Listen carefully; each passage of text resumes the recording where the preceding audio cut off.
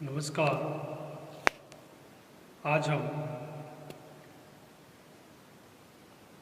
BEd द्वितीय वर्ष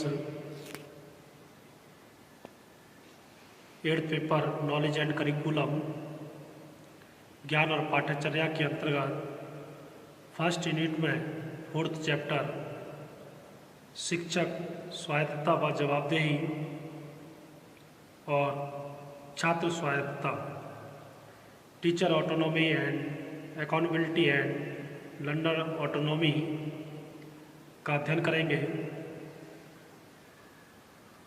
सबसे पहले हम जानते हैं स्वायत्तता का अर्थ, मीनिंग ऑफ ऑटोनॉमी। स्वायत्तता की धारणा प्राचीन काल या एशियंट पीरियड से ही दार्शनिकों की केंद्रीय चिंता का विषय रही है। यह धारणा सर्वप्रथम प्राचीन यूनान से आरंभ हुई और इसकी व्युत्पत्ति दो शब्दों जो कि यूनानी शब्द हैं ऑटो सेल्फ व नॉर्म्स रूल्स ऑफ लॉ से हुई है, जिसका अर्थ है वह जो स्वयं को अपने नियमों में शासित करे। One who gives oneself their own laws, अर्थात हम कह सकते हैं कि स्वायत्तता का अर्थ है अपने आप को नियमों में बांधना, अपने आप पर शासन करना स्वायत्तता कहलाता है। स्वायत्तता का अर्थ उस योग्यता से लगाया जा सकता है जो व्यक्ति दूसरों के कथनों या विचारों से प्रभावित होने की बजाय स्वयं या सेल्फ डिसीजन लेने या निर्णय लेने की शक्ति प्रदान करती है। अन्य प्रत्यात्मक शब्द जैसे स्वतंत्रता, स्वपर्याप्तता, स्वसंस्कार, स्वशासन आदि शब्द इसके पर्यायवाची शब्द के रूप में प्रयुक्त किए जाते हैं। प्रारंभ में इस शब्द का प्रयोग उन राज्यों को वर्गीकृत करने हेतु किया गया जाता था जो स्वशासित संचालित हो रहे थे, लेकिन बाद में इस शब्द को व्यक्तियों की संपत्ति के रूप में समझा जाने लगा। आज स्वायत्ततावादी ऑटोनॉमी की धारणा या कंसेप्ट का दोनों ही अर्थों में प्रयोग होता है, परंतु फिलोसफर या दार्शनिक इसका तात्पर्य मुख्यतः व्यक्ति के गुण से लगाते हैं। स्वायत्तता की धारणा सबसे पहले प्रसिद्ध दार्शनिक इमैनुअल कांट के कार्य से अस्तित्व में आई, जो स्वयं रूसों के लेखन कार्य से प्रभावित थे। यद्यपि रूसों ने स्वायत्तता शब्द का प्रयोग नहीं किया, फिर भी उनकी नैतिक स्वतंत्रता की धारणा obedience to the law one has prescribed to oneself की युक्ति के रूप में कांट की स्वायत्तता की समझ को स्पष्ट संकेतित करती है।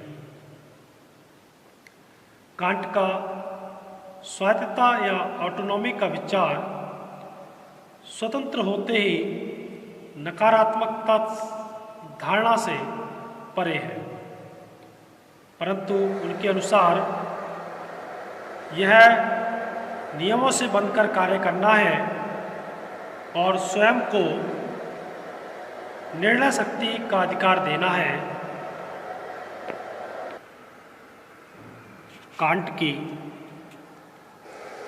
इस दार्शनिकता के अनुसार एक स्वायत्त व्यक्ति की अधिकारिता के साधन या सिद्धांत उसकी अपनी इच्छा के अनुसार होते हैं। इसके साथ ही स्वायत्तता ऑटोनॉमी प्राप्त करने हेतु व्यक्ति को बाह्य परिस्थितियों के प्रभाव से स्वयं को मुक्त करना होता है और अपने नियमों की स्वयं व्याख्या करनी होती है। इसका तात्पर्य है कि एक स्वायत्त व्यक्ति अपनी शक्ति और स्वतंत्रता के प्रति जागरूक होता है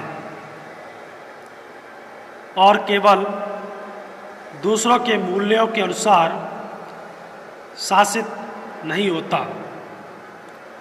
बल्कि अपने स्वयं के मूल्यों को निर्धारित करने में सक्षम होता है। अब जानते हैं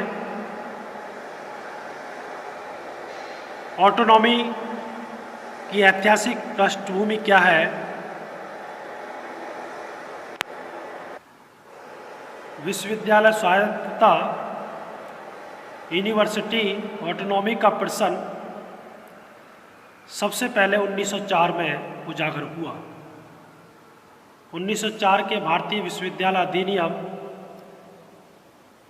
ने यह व्यवस्था की कि सीनेट के बनाए हुए नियमों को सरकार घटा बढ़ा सकती है। यदि सीनेट निश्चित समय तक नियम बनाने में असफल रहती है तो सरकार नियम बना सकती है। इस अधिनियम या एक्ट ने कुलपति और सीनेट के सदस्यों की नियुक्ति का अधिकार सरकार को सौंप दिया। साथ ही कॉलेजों को संबद्धता देने या समाप्त करने का अधिकार भी सरकार को दे दिया।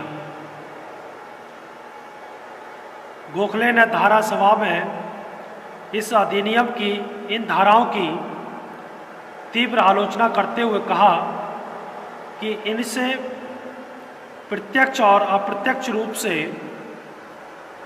विश्वविद्यालयों पर राज्य का नियंत्रण होगा। फेडरल आयोग या कमीशन ने अपनी रिपोर्ट में कहा था कि भारतीय विश्वविद्यालय संसार के सबसे अधिक सरकार शासित विश्वविद्यालय या यूनिवर्सिटी हैं। अतः आयोग ने सुझाव दिया कि विश्वविद्यालय पर शैक्षणिक दायित्व बिना हस्तक्षेप के निभाने के लिए विश्वास किया जाना चाहिए। दूसरे शब्दों में विश्वविद्यालयों को शैक्षणिक स्वतंत्रता प्राप्त होनी चाहिए। अब जानते हैं टीचर ऑटोनॉमी या शिक्षक स्वायत्तता। राष्ट्रीय शिक्षा नीति नेशनल एजुकेशन पॉलिसी के दस्तावेज का भाग 9 शिक्षक और अध्यापक शिक्षा से संबंधित है, टीचर एजुकेशन से संबंधित है। इसमें अध्यापक के महत्व को स्वीकार करते हुए कहा गया कि यदि किसी समाज के अध्यापकों से उसकी सांस्कृतिक सामाजिक दृष्टि का पता चलता है, कोई भी राष्ट्र अपने अध्यापकों के स्तर से ऊपर नहीं उठ सकता। अतः सरकार और समाज को ऐसी परिस्थितियां बनानी चाहिए जिससे अध्यापकों को निर्माण और सृजन की ओर बढ़ने की प्रेरणा मिले। अध्यापकों को इतनी स्वतंत्रता मिलनी चाहिए कि वे शिक्षण और संप्रेषण या कम्युनिकेशन की नवीन और उपयुक्त विधियों का प्रयोग कर सकें और अपने समाज की समस्याओं के समाधान के लिए नए उपाय खोज सकें।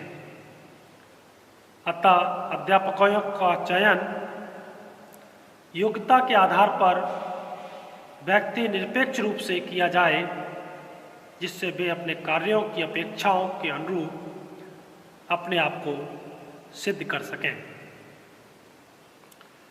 शिक्षकों का वेतन और सेवा शर्तें उनके सामाजिक, सोशल और व्यावसायिक वोकेशनल दायित्वों के अनुरूप हो, जिससे प्रतिभाशाली व्यक्ति शिक्षण व्यवसाय की ओर आकृष्ट हो सकेंगे।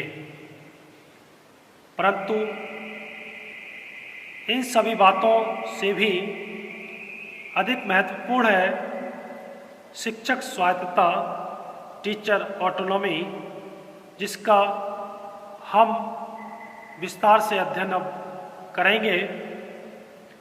राष्ट्रीय शिक्षा नीति की तरह ही शताब्दियों से पूरे विश्व में शिक्षा नीतियों द्वारा जो एजुकेशन पॉलिसीज हैं या कमीशंस हैं, उनके द्वारा अनेक दायित्व डाले गए हैं।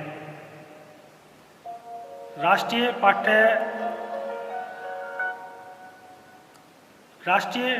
पाठ्यचर्या की रूपरेखा नेशनल करिकुलम फ्रेमवर्क 2005 NCF 2005 द्वारा भी रचनात्मक उपागम पर बल दिया गया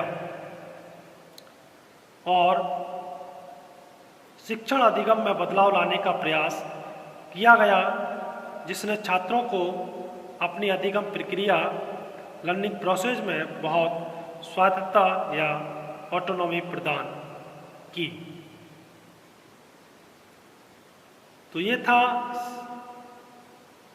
शिक्षक स्वायत्तता व जवाबदेही व छात्र स्वायत्तता, teacher autonomy and accountability and learner autonomy के अंतर्गत स्वायत्तता का अर्थ और टीचर ऑटोनॉमी। इससे आगे का अध्ययन हम कल के व्याख्यान के अंतर्गत करेंगे। धन्यवाद।